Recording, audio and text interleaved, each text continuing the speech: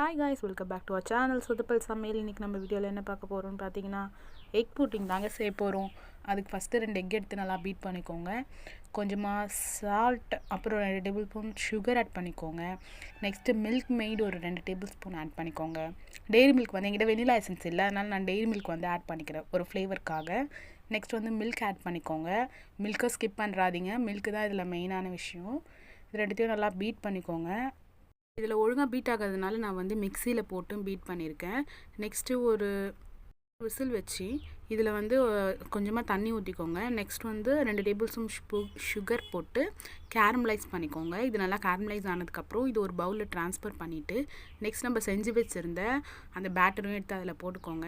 அதுக்கப்புறம் என்ன பண்ணணும்னா ஒரு எம்டி குக்கர் எடுத்து வச்சுக்கோங்க. அதில் வந்து ஒரு பாக்ஸை ப்ளேஸ் பண்ணிவிட்டு தண்ணி வந்து ஊற்றாதீங்க. இதுதான் எப்பவுமே நம்ம தான் ஒரு சொதப்பல் சமையலாச்சே. தண்ணி ஊற்றாதீங்க. தண்ணி ஊற்றி நான் ஒரு மிஸ்டேக் பண்ணிட்டேன். தண்ணி ஊற்றாதீங்க, ப்ளெயினாக கூட வச்சுருங்க. தண்ணி ஊற்றாதீங்க, ப்ளெயினாக வச்சுட்டு இதை கொஞ்சம் கவர் பண்ணிவிட்டு இந்த விசில் வந்து எடுத்துருங்க. விசில் எடுத்துகிட்டு அதை ஒரு 1/2 அன் ஹவர் வச்சு எடுத்திங்கன்னா, லோ ஃப்ளேமில் வச்சு எடுத்திங்கன்னா புடிங் ரெடி ஆகிடுச்சு. இதுக்கு இப்படி இருந்தாலும் டேஸ்ட் நல்லா தான் இருந்துச்சு. சரி வாங்க கட் பண்ணி பார்க்கலாம் எப்படி இருக்குன்னு. இதை கட் பண்ணி பாருங்கள். நல்லா இருக்குது, நல்லா ப்ளஃபியாக இருக்குது. என்னால் கையில் எடுக்க முடியல, சூடாக இருந்துச்சு. ஆனால் நல்லா இருந்துச்சு டேஸ்ட்.